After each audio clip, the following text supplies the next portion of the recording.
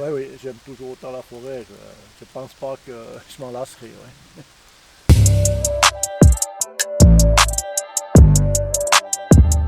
La forêt, on peut voir derrière moi un ancien peuplement de hêtres, une forêt qui a une centaine, 100, 120 ans d'années, et à côté une jeune forêt qui s'installe.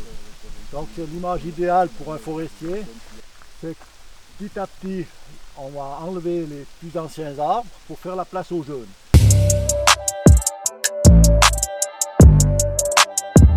En tant que forestier de la bourgeoisie, c'est vrai qu'on s'occupe aussi pas mal des forêts de montagne. Ces exploitations se font plutôt vers le printemps ou tôt l'automne, parce qu'à cause de la neige et tout, il n'y a pas possibilité de les faire en hiver. Et il y a d'autres travaux qu'on a au niveau de la bourgeoisie, c'est que la bourgeoisie en tant que propriétaire de domaines et de domaines agricoles et de pâturage, et on a passamment de travaux, des fois d'entretien de chemins, de routes d'accès au pâturage ou d'amélioration autour des fermes, des chalets existants.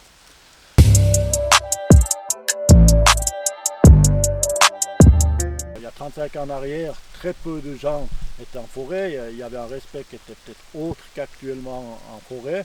Il y avait très peu, les forêts étaient très peu parcourues. On voyait personne dans certaines forêts un peu éloignées de la ville. On croisait personne toute la journée. On était tranquille dans le sens au niveau sécurité pour travailler. Et actuellement, il y a eu un fort développement, ce qui est tout à fait normal, un fort développement social de la forêt, où on a les forêts aux alentours de la ville de Fribourg, où ça devient très très difficile. Pour nous, c'est toujours considéré comme des forêts, mais c'est pratiquement des parcs, et ils devraient être utilisés en tant que parcs, et cette gestion-là n'est pas facile, parce que la gestion forestière, est quand même basée sur une gestion de rendement, et actuellement, dans ces forêts-là, on ne peut plus parler de rendement, c'est des forêts qui sont strictement à 100% sociales, où là, il faut sécuriser, il faut abattre certains arbres pour la sécurité, mais autrement, on laisse spécialement des vieux arbres, que ce soit une forêt qui soit le plus naturelle possible. Et là, effectivement, en discutant, en informant les gens, ce qu'on fait dans ces forêts-là, en principe, ça passe bien.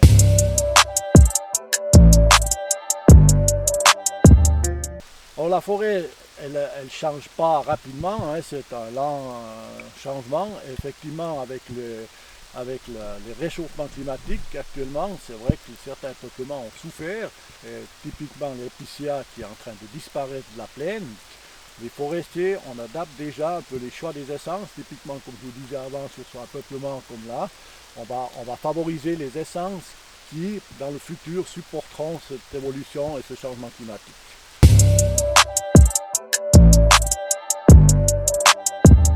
Oui, l'Otard reste un souvenir, point de vue négatif, assez très très marquant, dans le sens que bien sûr tous les peuplements qu'on avait soignés pendant X années sont tombés, sont été mis au sol, mis à nu. Et par contre, la valorisation de ces bois était très difficile, la perte financière, la perte du volume d'arbres pour les propriétaires était difficile. Mais par contre, le bon côté de l'Otard, c'est que l'Otard a osé ce que le forestier n'aurait pas osé faire, c'est-à-dire d'éliminer certains peuplements qui n'étaient pas des peuplements adaptés à notre nature.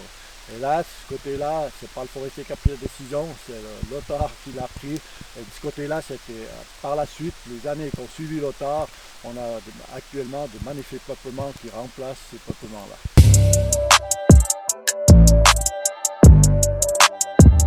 À vrai dire, c'est une chose que je me suis encore pas trop imaginé. C'est vrai que c'est pas facile de déconnecter à 100%, mais j'ai quand même une chance, c'est que je vais encore pouvoir rester jusqu'à l'âge d'environ 70 ans au service des forêts et de la nature en tant qu'aide auxiliaire de la faune.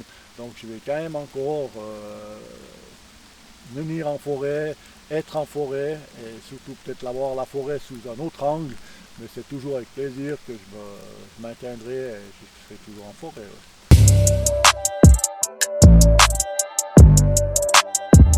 Par des temps comme ça, c'est d'autant plus agréable parce qu'on est seul en forêt et l'air il est agréable, il y a une certaine humidité, c'est clair, mais on ne croise pas énormément de monde, puis par contre on est beaucoup plus tranquille.